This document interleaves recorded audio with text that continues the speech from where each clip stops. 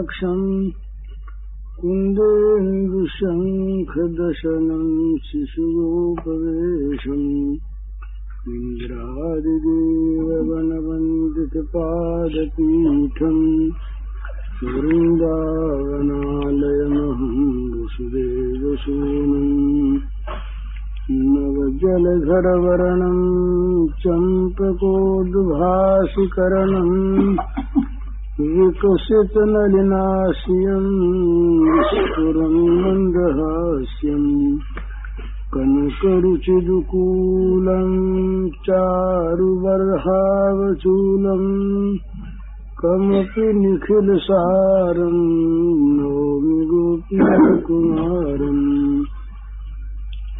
भूषितकरान्नवनीरदाभात् पीताम्बरादरुणबिम्बफलाधरोष्ठात् पूर्णेन्दुसुन्दरमुखादरविन्दनेत्रात् कृष्णात् परम् किमपि तत्त्वमहं न जाने। श्रीहरिः।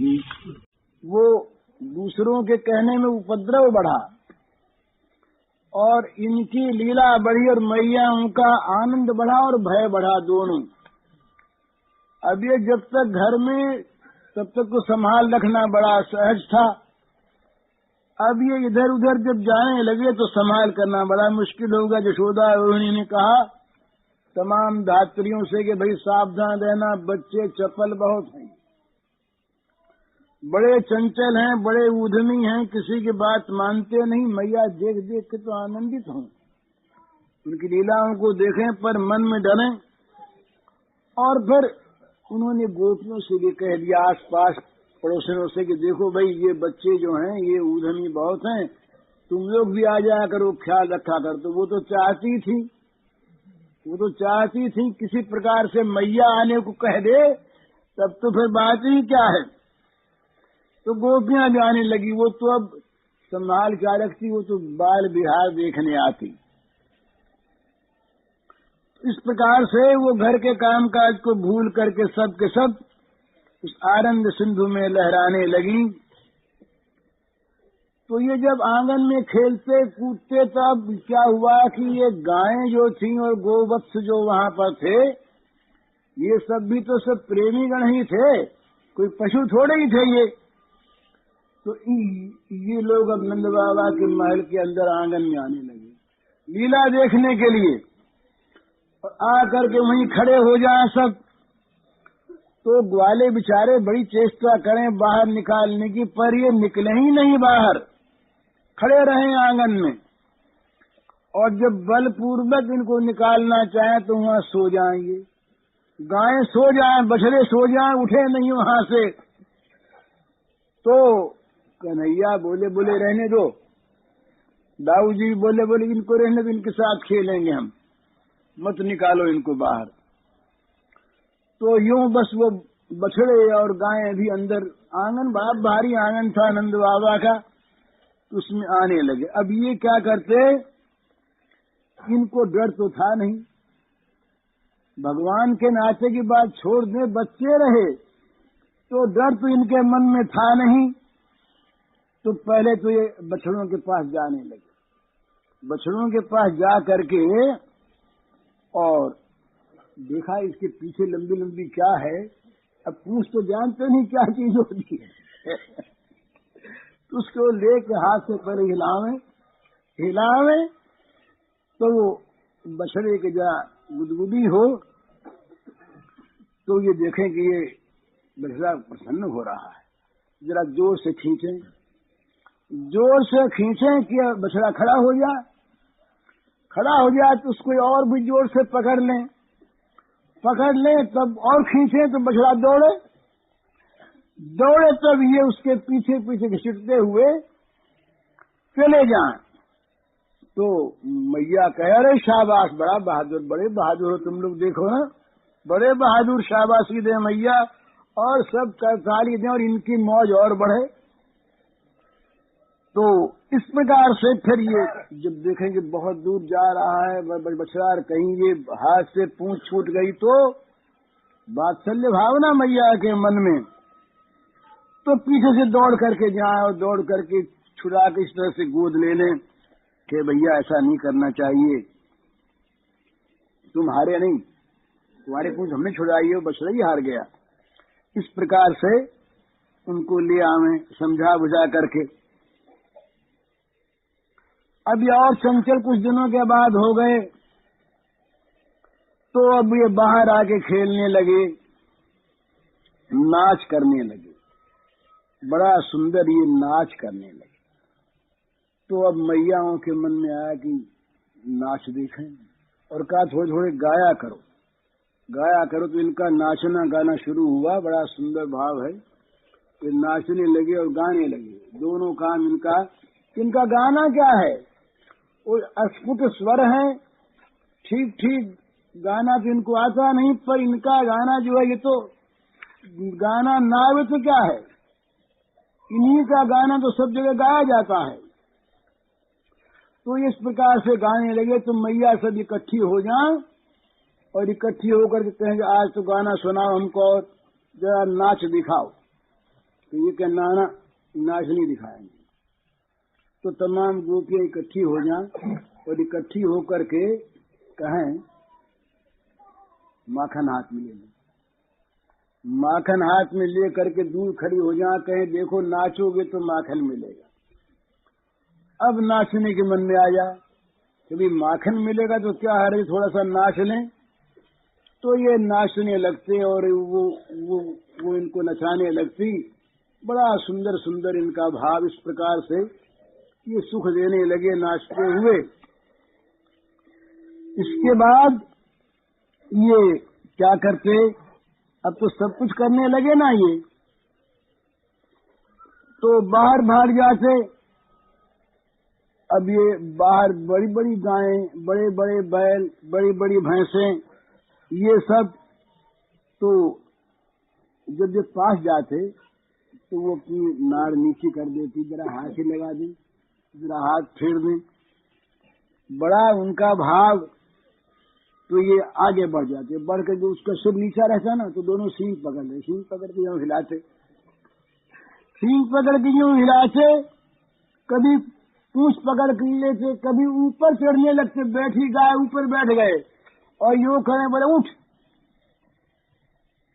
तो अब मैया रोहिणी और यशोदा देख देख करके डर जाएं कि कहीं पर किसी सींग की लग गई तो बड़ा अनर्थ हो जाएगा, और कहीं गैया और भैंस लेकर के भागी और कहीं गिर पड़े तो बड़ी मुश्किल होगी। तो मैया कहे छोड़ दे, भागे दौड़े, पर ये कहे नहीं, हमें तो बड़ा मजा आता, इसी पर रहेंगे यहीं। तो कहीं उनका गला पकड़ लें, कहीं कुछ कर लें। अब मैया फिर उनको किसी प्रकार से हटावे, पर बार बार ऐसा करें, बोले बहुत अब तो निगाह रखनी पड़ती। एक दिन आग जल रही थी, तो इन्होंने देखा कि आग की लपट उठ रही है, देखो ये आग नाच रही है। तो बोले हम भी नाचें। तो आग के पास जाकर के आग की तरह से नाचने लगे, यूं नाचने लगे। बोले इसको जरा हाथ पकड़ के नाचे ना, हाथ पकड़ के नाचे। तो अग्नि में हाथ डालने लगे। अग्नि की जो शिखाएं थी, उस शिखाओं को पकड़ने के लिए मानो चेष्टा की इन्होंने, हाथ बढ़ाया तो मैया सारी डर गई। अरे राम राम राम, क्या होगा। दूर से ही देखा बाल चापल इनका, कहा ये बच्चे तो आज जल जाएंगे। अब आग क्या थी, आग तो इन्हीं की शक्ति से आग बनी हुई है ना। तो जब यूं हाथ बढ़ावे तो आग की लपट यूं हो जाए, यूं हो जाए, मानो आग भी इनके साथ नृत्य करने लगी, अग्नि की शिखाएं नाचने लगी। माताएं दौड़ी दौड़ करके उठा करके बोले बड़े मूर्ख तुम लोग हो, देखो आग से जल जाओगे। तो ये बोले ना मैया ना, ये तो नाच रही थी, देखो हमारे साथ कैसी बढ़िया। इस प्रकार आग में हाथ डाल दी। कोई कुत्ता घर में आ घुसे तो रामकृष्ण दोनों भाग करके उस कुत्ते के पास पहुंच जाए, और कुत्ता जब बहुत प्यार से किसी को देखते पाता है तो पूंछ हिलाता है।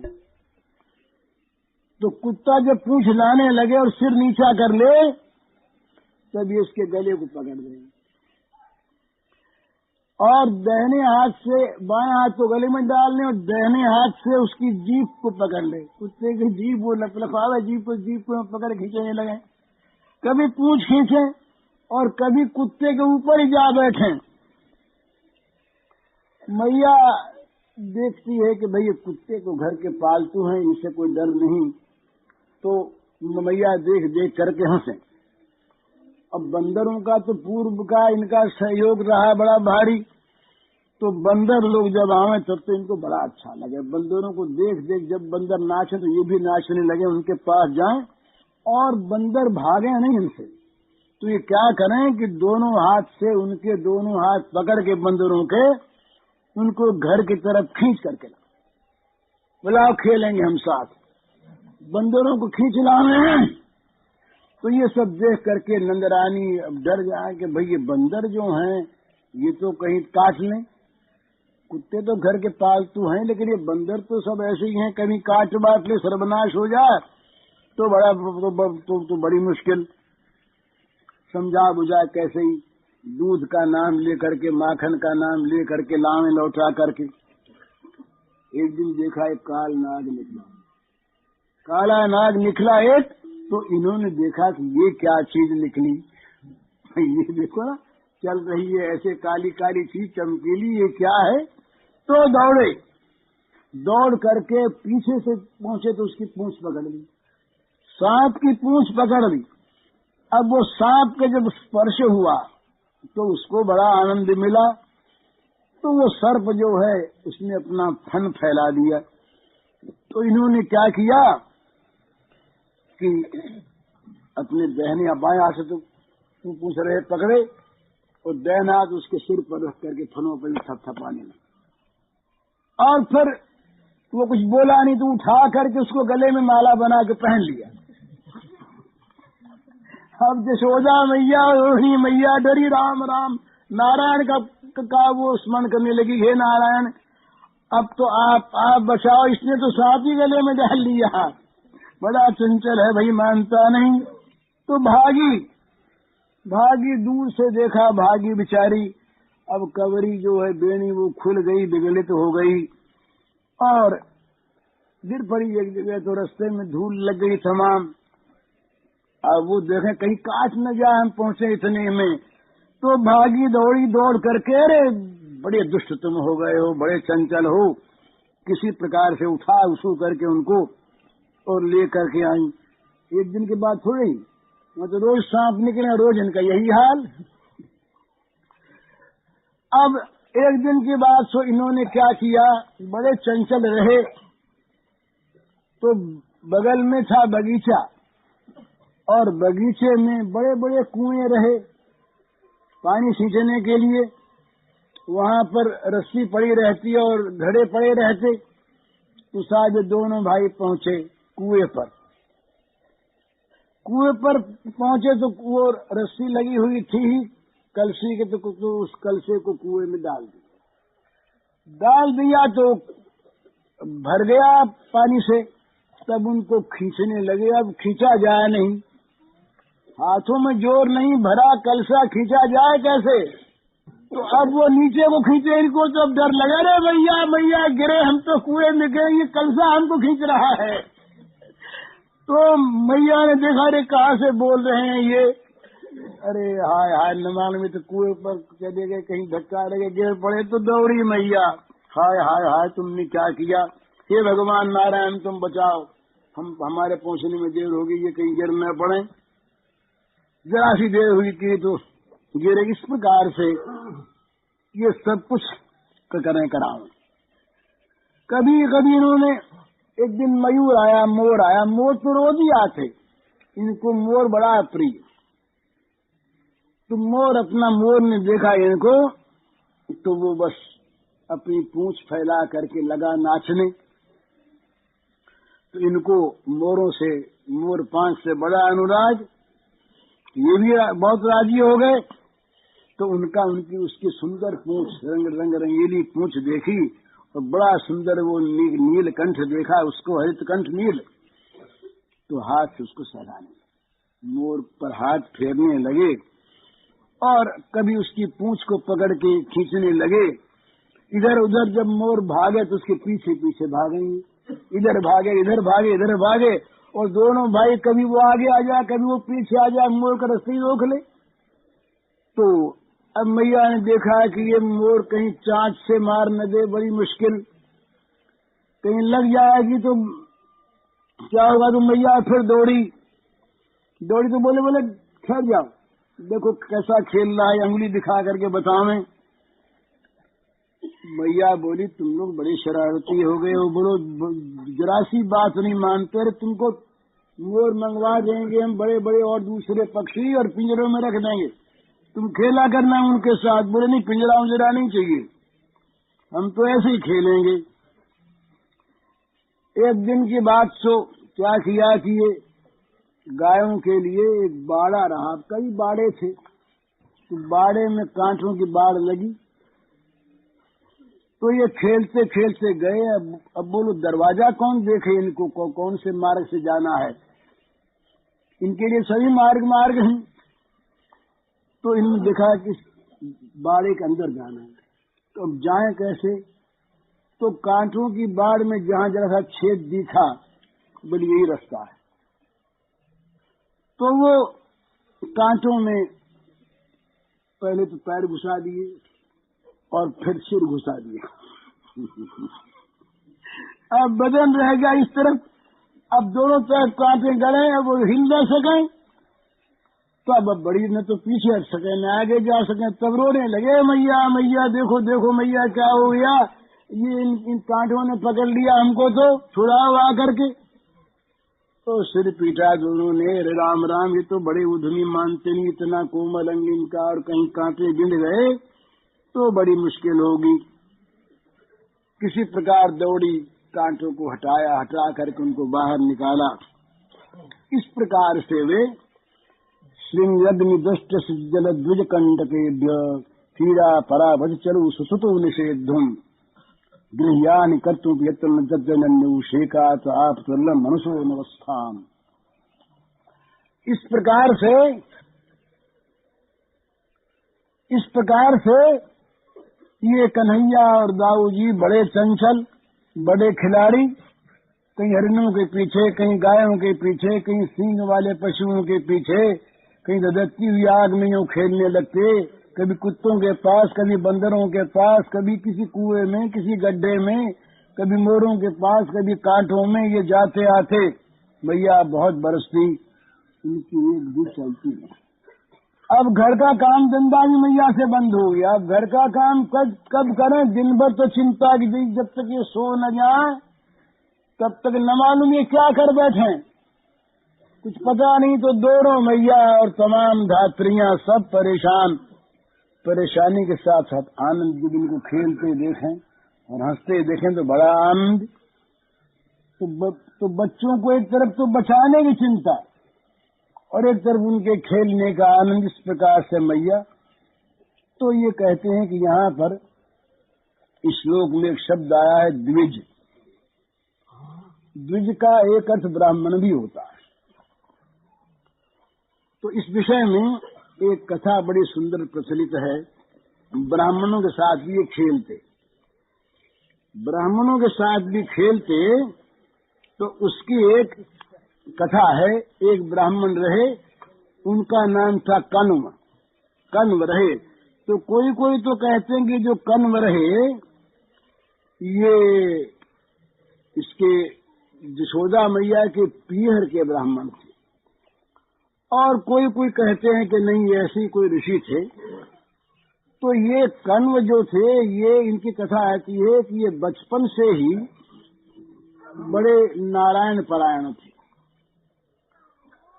ये नारायण की सेवा करते और अब होते होते ये बूढ़े हो गए।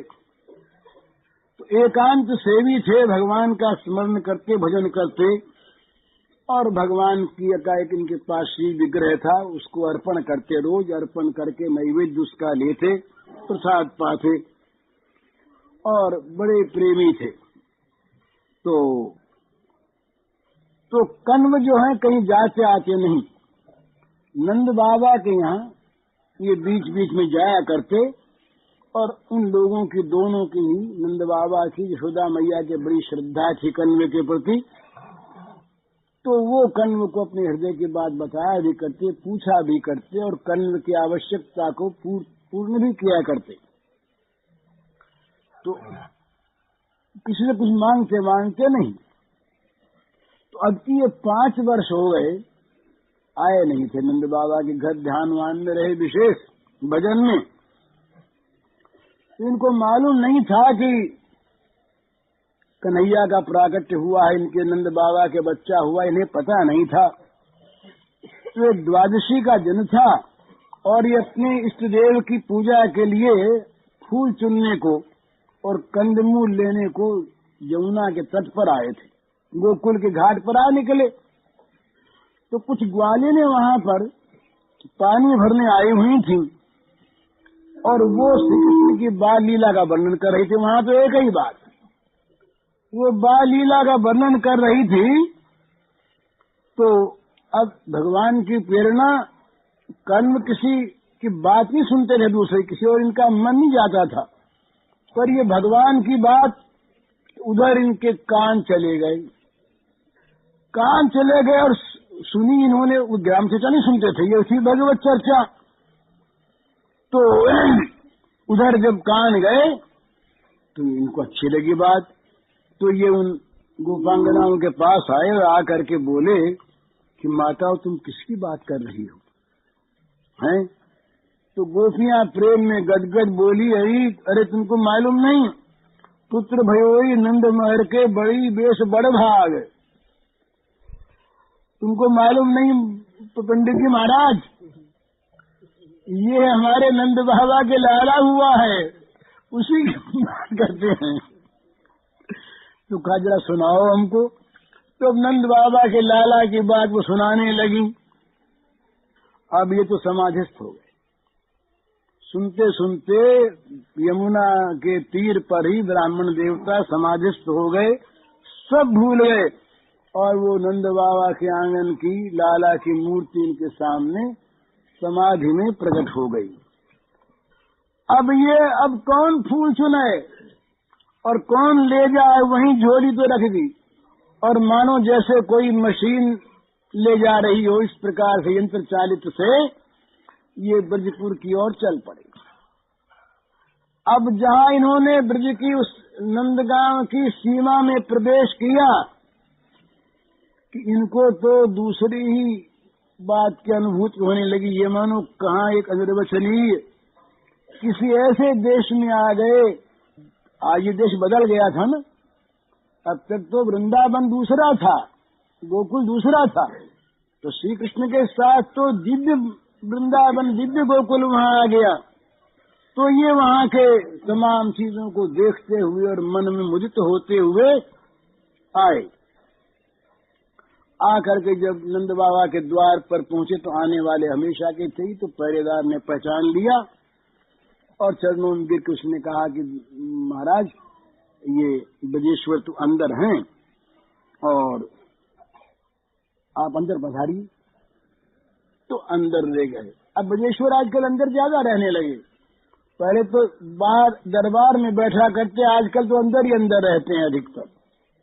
तो जब देखा कि पंडित जी आ रहे हैं हमेशा के आने वाले बहुत दिनों बाद, तो बाबा उठ खड़े हुए, यशोदा मैया उठी और बड़े उमंग से उनके चरणों में प्रणाम किया, चरण प्रक्षालन किया, ऊंचे आसन पर बैठाया, मधुपर्क दिया, अर्घ्य दिया, और बजरानी के तो एक ही बात, आशीर्वाद लेना है। तो पंडित जी आए तो दौड़ी गई, लल्ला को उठा के लाई लाला को। वो खेल रहे थे, बोले चला जल्दी चल, पहले पंडित जी आए हैं, प्रणाम कर चल के। तो खेल से छुड़ा करके वो ले आई और अपने आंचल से धूल वूल भरी थी मुख पर, तो नीलमणि के मुख को पहुंचा, अलकावली को जरा ठीक किया, सुधार दिया और ला करके जल्दी से ब्राह्मण देवता के चरणों पर डाल दिया। ब्राह्मण को ऐसा लगा कि कोई सपन देख रहा हूँ, अरे जिसका ध्यान करता था ये तो वही दिख रहा है। ध्यान में जो मूर्ति में देखा करता था वो प्रत्यक्ष इनमें दिखने लगी। तो ब्राह्मण चकित से हो गए, क्या हो गया, बड़ी मुश्किल से होश संभाला। बूढ़े ब्राह्मण देखा मन में किए क्या कहेंगे नंद बाबा बूढ़े की पंडित जी महाराज कुछ भांग वांग पी करके आ गए क्या, क्या बात है। थोड़ी देर के बाद प्रकृष्ट होकर के बोले पंडित जी महाराज के नंद राजा, हमने सुना कि तुम्हारे पुत्र हो गया, नारायण ने बड़ी कृपा की, तो उसको देखने आए हैं और आशीर्वाद देने आए हैं। अब नंद बाबा प्रसन्न हो गए, आशीर्वाद देने पंडित जी स्वयं पधारे। तो ब्रजराज और ब्रजरानी के नेत्रों में आनंद के आंसू आ गए और भगवान तो खिलखिलाकर हंस पड़े, आशीर्वाद देने आया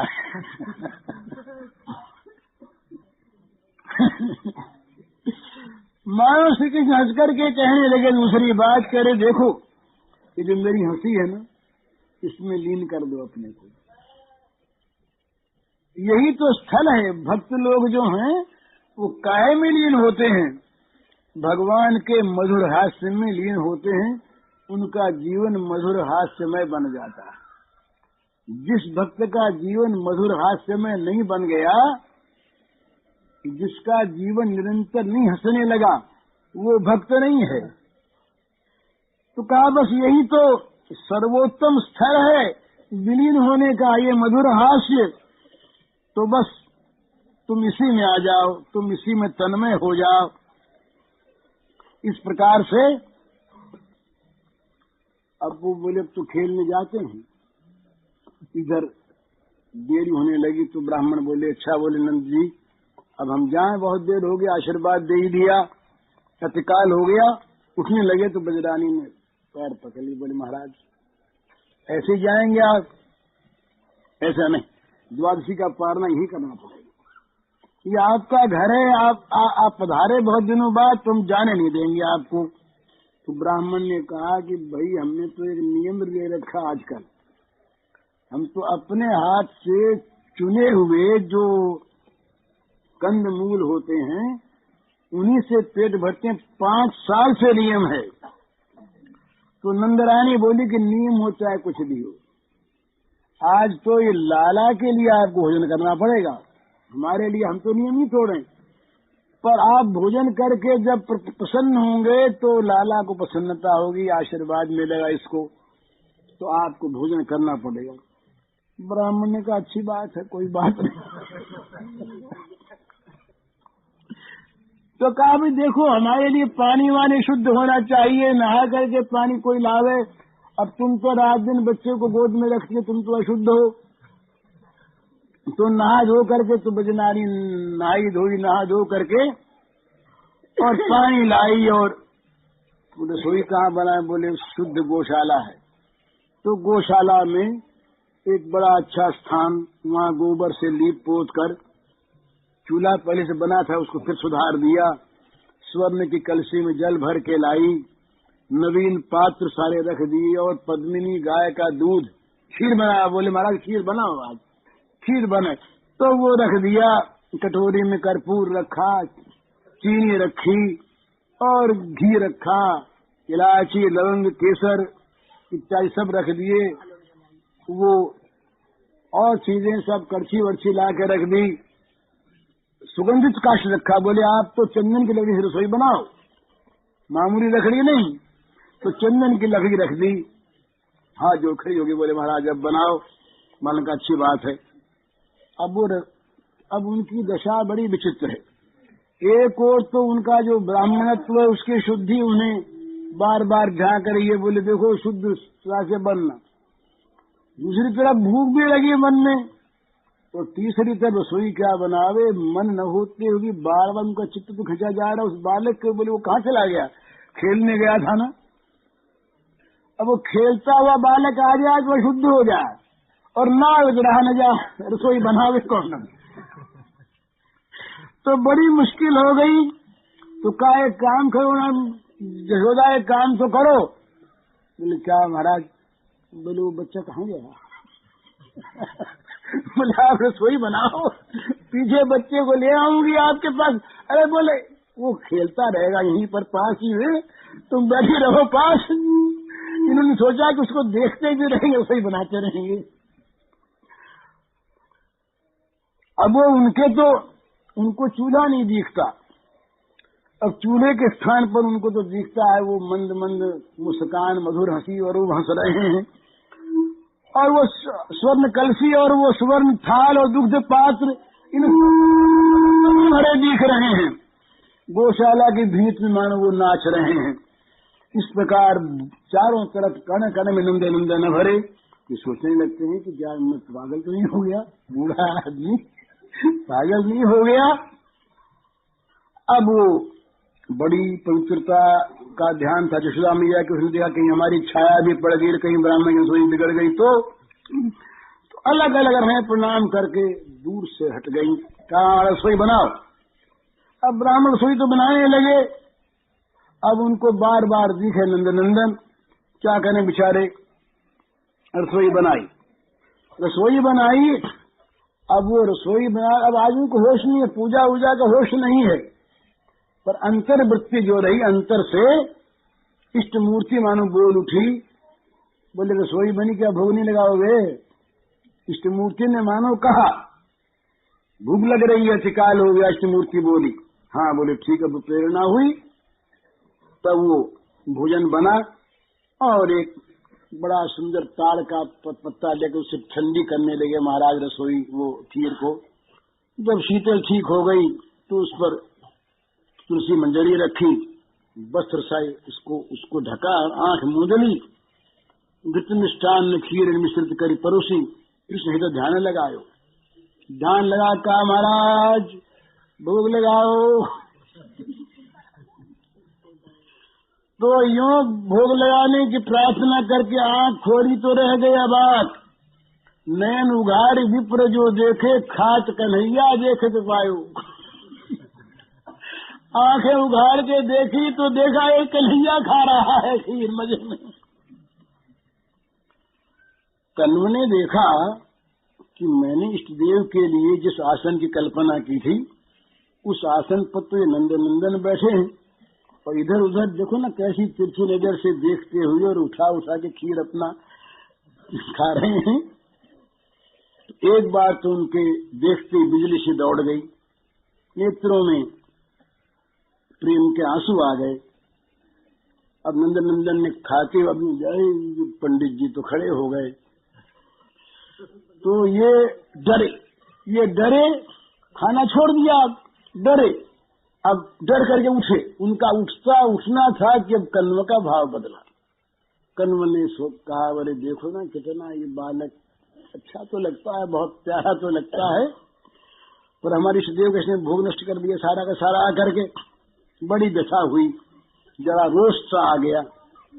अरे नंदरानी यशोदा मैया आगे हाथ जोड़े बोले महाराज वो तो सारी व्यवस्था करके गई थी और ये इधर खेल रहे थे, उसको क्या पता कि यहाँ आ जाएंगे वो। तो वो देखने लगी उधर, तो देखा कृष्ण तो वहाँ खेलने थे, वहाँ नहीं मिले। तभी इन्होंने पुकारा और वो दौड़ के गई। कन्व जरा कड़े स्वरों में बोले तो ये कांप गई यशोदा रानी, और भय हो गया कि ब्राह्मण नाराज क्यों हो गए। ये पता थोड़ी था कि ये वो आके खा गया यहाँ पर। तो रानी के सामने आते ही ग्लानिपूर्ण स्वरों में बोले बाबा जी यशोदा देख तेरे बेटे ने क्या किया है। अब तो यशोदा डर गई है, पुत्र का प्यार भी। अरे नीलमणि मेरे लाल तेने क्या अनर्थ कर दिया। बजरानी बड़ी व्यथित हो गई कि कहीं ब्राह्मण शाप न दे दें। अब वो ब्राह्मण, अब श्री कृष्ण तो ऐसी सरल दृष्टि मानो देखने कुछ हुआ ही नहीं। श्री कृष्ण जो है ऐसे देख सरल दृष्टि से मानो कुछ हुआ ही नहीं, ब्राह्मण की ओर देख रहे हैं। जब उनकी दृष्टि गई तो ब्राह्मण का चित्त फिर शांत हुआ। तो बोले नहीं यशोदा कोई बात नहीं, बच्चा भी तो इसका क्या दोष है। अरे बच्चा था, ये तो दाने दाने पर मोहर छाप लगी रहती। हमारे भाग्य में खीर नहीं थी तो कोई बात नहीं, ये तो बेचारा निमित्त बना है। और मैं तो असल में आजकल अन्न खाता नहीं ना, इस बच्चे ने तो मेरे व्रत की रक्षा की है, इसको लड़ना वड़ना मत। ये तो मैं गिर रहा था, इसने मुझको बचा लिया। कोई बात नहीं, मैं आशीर्वाद देता हूँ, क्या बेटा चिरंजीवी हो, सुख समृद्धि बढ़ती रहे। अब जाता हूँ। तो नंदरानी ने हाथ जोड़ लिए, बोले महाराज जाएं कैसे, ये बड़ा अर्थ हो जाएगा। ये बच्चे ने, बड़ी छोटा बच्चा है, आप तो क्षमाशील हैं, क्षमा करेंगे ही, लेकिन खीर महाराज फिर बना ले। ब्राह्मण ने कहा कि खीर फिर बना ले और फिर गड़बड़ हो जाए तो बड़ी मुश्किल हो। बोले महाराज माफ करो, भूल हो गई, अब मैं बहुत ख्याल रखूंगी, अब नहीं आने दूंगी और आप बनाओ। ब्राह्मण को भूख तो लगी थी, कहा इसकी बात रह जाती है, चलो फिर बना दो। तो ब्राह्मण ने मान लिया। बजेश्वर ने फिर स्नान किया, फिर स्नान करके बगल की गौशाला और थी उसको ठीक किया, फिर जल भर के लाई, फिर सारी सामग्री, समझे।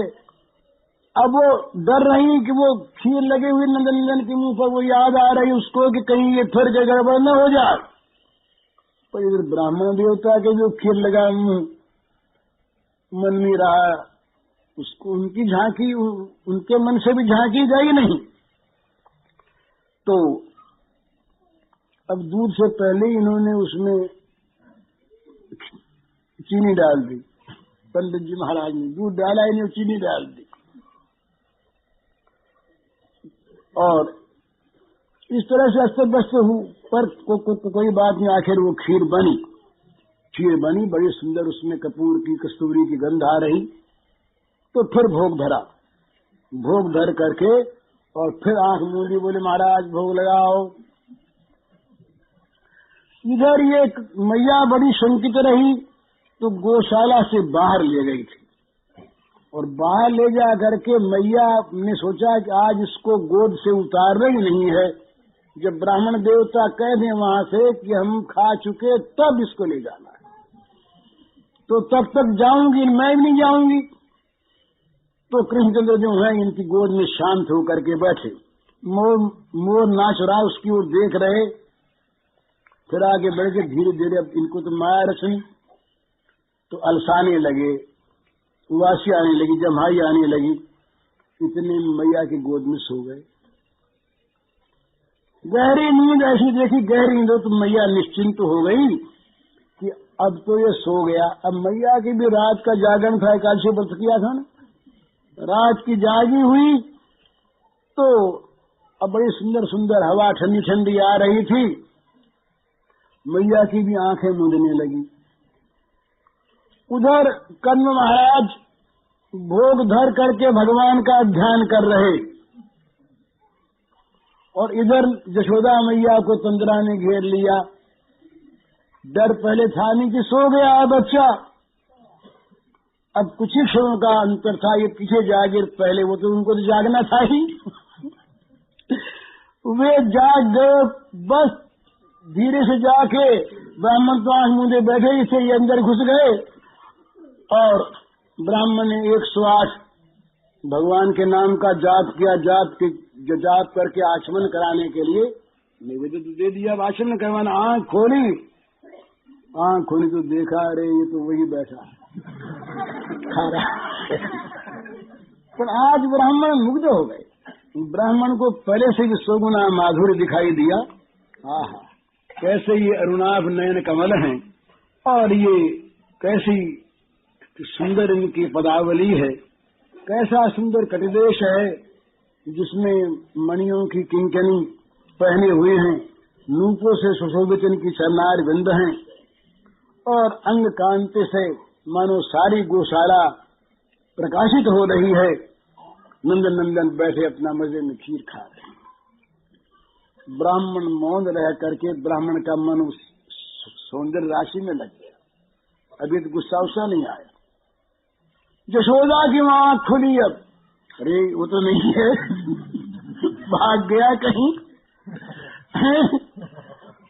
अब की जो कहीं उसने खीर काली होगी तो ब्राह्मण शाप दिए बिना मानेगा ही नहीं।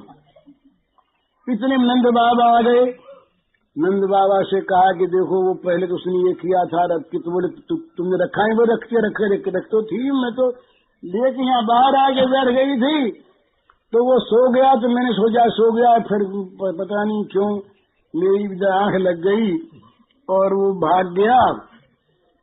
तो ये दौड़े वहां, नंद बाबा भी दौड़े और मैया भी दौड़ी।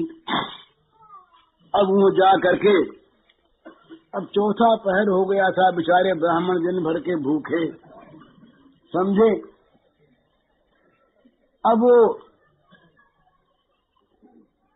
ब्राह्मण के पास ये गई, ब्राह्मण देवता बोले तो नहीं, बाकी अब उनको वो तो खा के उठ गए। मैया जब आई तब उठे कि कहीं ये मैया और बाबा खींचेंगे, तो उठ के भाग चले, अलग खड़े हो गए जा करके।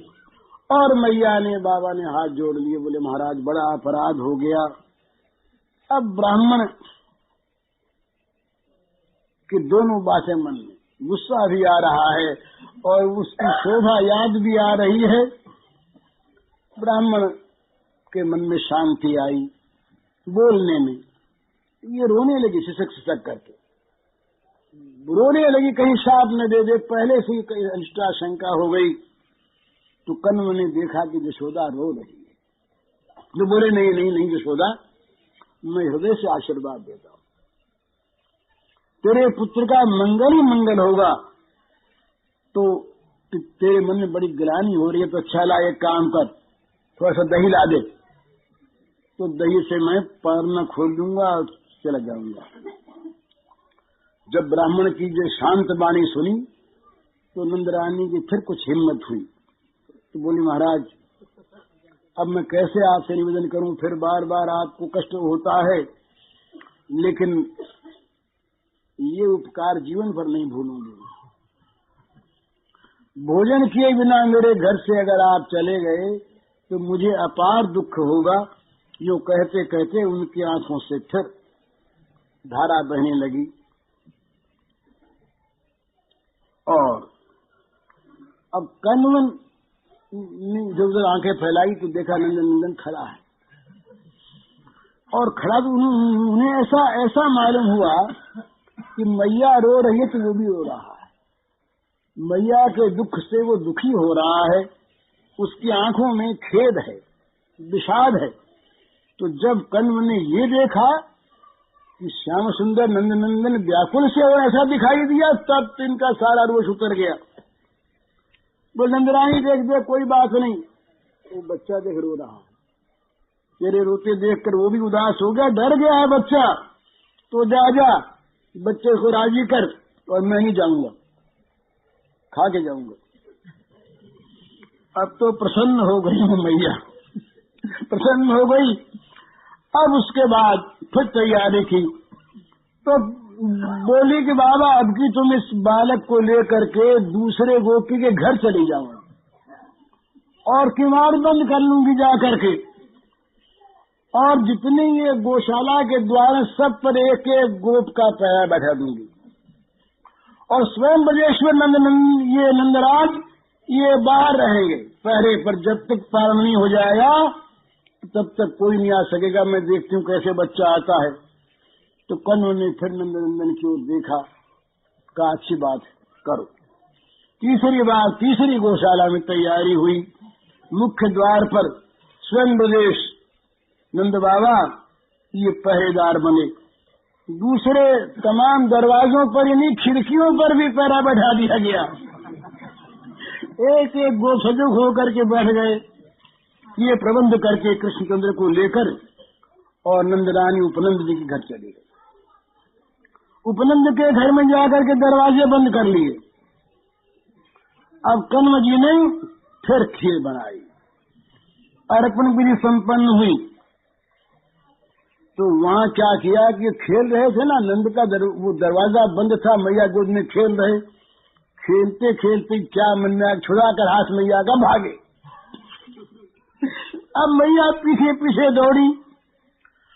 अब इनको ये बच्चा दौड़े, मैया कहाँ पा सके, वो मोटी दादी बूढ़ी इतने में क्या कि दरवाजा खुल गया, अपने आप दरवाजा खुल गया उपनंद का। फिर बाहर आया, जननी दौड़ी पीछे से, मैया जो अरे भगवान रक्षा करो, नारायण बचाओ, नारायण नारायण बचाओ, अरे बजेश्वर कोई इसको रोक ले, बच्चे को रोक ले। ये पुकार लगाती हुई गौशाला के द्वार पर पहुंची तो देखा कि ये नंद जी ने नीलमणि को पकड़ रखा है। अब तो बजरानी बड़ी प्रसन्न हो गई कि कोई बात नहीं, समीप जाके दोनों हाथ पकड़ लिए और बड़े रोष से बोली कि अरे तू बड़ा दुष्ट है, सुबह से शाम हो गई तू ब्राह्मण को परेशान नहीं कर रहा, पीछे पड़ गया उसके। तो बोली ये अपने ठाकुर जी भोग लगाता है, तू जाके झूठी कर देता है। तो नंदन इस बात डरे नहीं और गुस्से में भरते बोले मैया कहती क्या है, जननी दोष देत कतमों को बहु विधान कई धावे, नैन मूद कर जोर नाम ले बारी बार बुलावे। बोली मैया तू मुझे को दोष देती है, कितना विधान करके तो वो मेरी पूजा करता है, फिर आंख मूंद कर हाथ जोड़ कहता आओ कन्हैया आओ खाओ, और तू मुझको दोष देती है। बजरानी समझ न सकी कि ये नीलमणि क्या कह रहा है। उसकी वृत्ति तो केवल इतना ही जान रही है कि नंद जी ने इसको पकड़ रखा है।